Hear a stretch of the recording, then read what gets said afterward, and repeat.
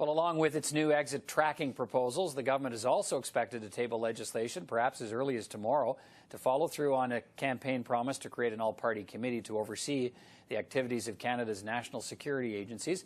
Lots to cover with our panel of public security MPs this evening. From the foyer of the House, I'm joined by Michelle Picard, the Parliamentary Secretary to the Minister of Public Safety.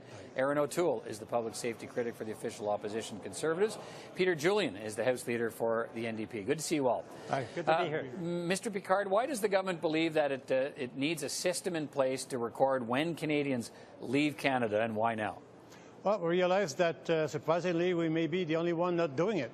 And in view of our collaboration internationally to protect our border, this was a simple step to put forward in order to get all the information we need on the names and the date of birth and practically what you have on your page 2 of your passport in order to have a better control of what's going on in our border. Okay. The Minister, Mr. Goodale, made it clear today the government will use this information to catch Canadians trying to defraud social programs, including perhaps EI or health care, because they might be caught breaching the residency requirements. Is that really what the bill's about, trying to crack down on social program fraud? Our main concern starts with border security, and then in periphery and accessory, some advantages come out of this initiative, where we do have some advantage on controlling some social programs, people that may abuse the system where they should be in Canada, where in fact they are elsewhere and receive payment, unjustified payment. But also other advantages that such a program will provide is that Amber List, for example, we can react more quickly, high-risk travelers, human trafficking. These are examples of the consequences and advantages that we can take profit from this kind of initiatives. Mr. O'Toole, the Conservative government you were part of had also considered exit controls but decided against them. The then Public Safety Minister, Stephen Blaney, said exit controls are for totalitarian states. That's the way you put it. So what's the reaction to what the government has announced today? Well, certainly, the Conservatives, we are concerned about public safety, security. We've seen incidents in Orlando and across the world. So we're looking at this very carefully, but the concerns we had when we were in government about information protocols, privacy, the mobility rights of Canadians remain our concerns. And in fact, I've read the bill. It was tabled today. Yep. I'm profoundly concerned that what Michelle is describing as the extra profits of this information gathering is actually the goal here. In this bill, they've actually said that anybody traveling can be detained by CBSA and asked any question on any issue. That's rather unheard of and quite a privacy grasp an issue from our standpoint. So while there's elements of this we see would be prudent, and we know our American allies want to have this sort of exchange, it looks like the government has overreached here. Okay, Mr. Julian, what's the NDP stand on this kind of legislation? Well, we're very concerned about the impact on civil liberties. The government says it's cracking down on unemployed and pensioners and veterans. But of course, Peter, that very wealthy tax cheats are getting off scot-free. And we're seeing this in case after case where the CRA and the new Liberal government basically says, now, you don't have to pay your obligations to Canadian taxpayer. They do seem to want to crack down on ordinary Canadians. But I'm concerned about the data requirements, as Aaron just mentioned, that any question can be asked in a very real sense. This is C-51, which is a very controversial piece of legislation on steroids. And this information, given the Liberals' track record on data breaches, thousands of cases, tens of thousands of Canadians impacted, that personal information that is now being gathered by the Liberals, we don't know where it can go. So we don't see a lot of upside.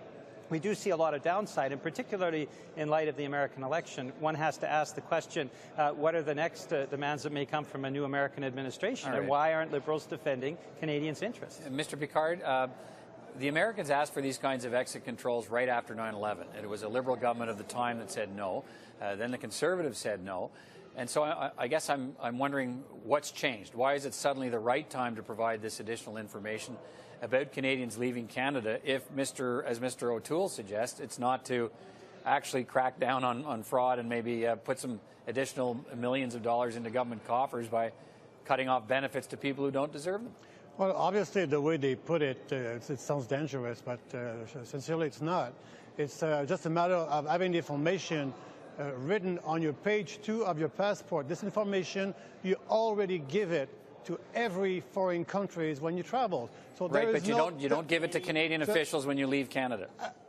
Excuse me. We have the information given to any foreign countries for the same purposes of border security, program integrity, and all that within a international community that nowadays, with this actual context, yes, we have to be concerned of our security, and that's the first point. Okay, Mr. O'Toole, why not have a way to catch Canadians who might be trying to defraud social programs? What's wrong with that? Well, in this day and age where we have to be clear with Canadians what information is being collected, what it's being gathered for, and where it will be shared and where it will be retained. I think, as Michelle's saying, the information on the passport to travel, yes. But in this bill, it clearly said that people can be questioned on any issue related to any act of Parliament. And in fact, it will be an offence. Well, presumably that would allow CBSA to question a snowbird, for instance. How long are you going for? When was the last time you were there? Do you collect?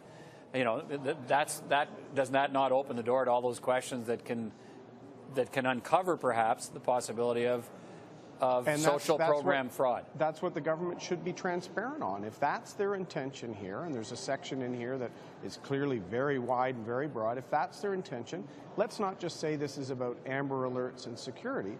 Let's say this is for what it is, to confirm EI eligibility, tax eligibility, and this should be part of the debate. So the government is framing this in a way that it's just an exchange of passport information, but that's not what it is. And remember, Mr. Trudeau, the Prime Minister, went to Washington, agreed to this, but what has Canada got? We don't have Keystone, we don't have a softwood lumber agreement. This is a one-way relationship right now to get the President to do a big visit and get the publicity from that. We need to protect Canadian interests. Mr. Julian, what's wrong with developing a system that cracks down on people who are defrauding social programs? First off, there are many ways of doing that. Second off, there are very little cases of fraud. In the case of the wealthy in these offshore tax havens, we're seeing enormous cases that the Liberal government is just saying that's quite fine. So we have this discrepancy between how they treat the wealthy and the well-connected and how they treat ordinary Canadians, pensioners, veterans, the unemployed.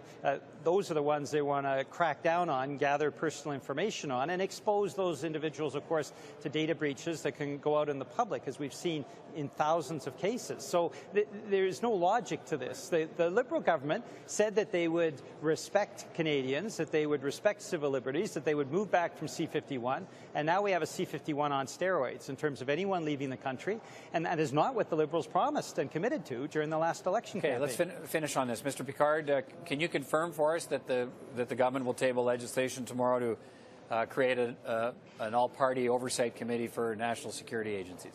I don't have the precise time, but it's coming. I expect it to be tomorrow, but it's coming, and it's going to be a second step of those initiatives on security and national security. And allow me, before going further on this topic, a very important message is that this gathering of information with respect to entry-exit does not affect the old age pension for our snowbirds. So those have acquired their rights. There's nothing to be affected. That's why we are dealing with the simple. Not according to this bill. Yes, you cannot say clearly. that. You cannot say that. And I you just cannot did. say that with any assurance at all. And I just did. The one you mentioned, the Security Intelligence Committee. All of these important public safety issues are being dropped into Parliament just as the Liberals go off for summer.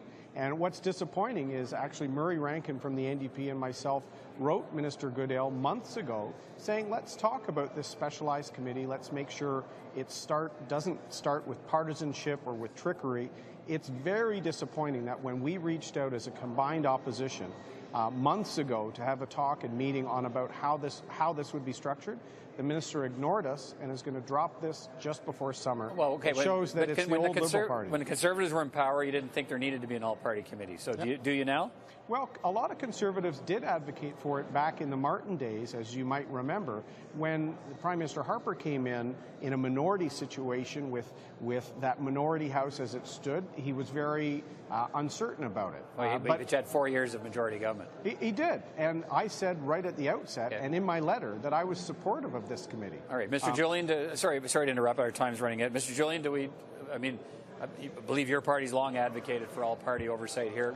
Absolutely. I guess you want to wait and see what you're getting, but yes. In principle, is the idea a good one? Well, in principle, we've been advocating it for years. As you know, a few months ago, we had the Liberals name, in a very partisan way, 4 Liberal members without telling the official opposition or the NDP or other parties what was actually going on, and without offering that invitation. So that was badly handled a few months ago. I hope that it's better handled tomorrow, but I'm losing a little faith in this Liberal government. They seem to be doing things quite differently from what they committed to during the campaign. All right.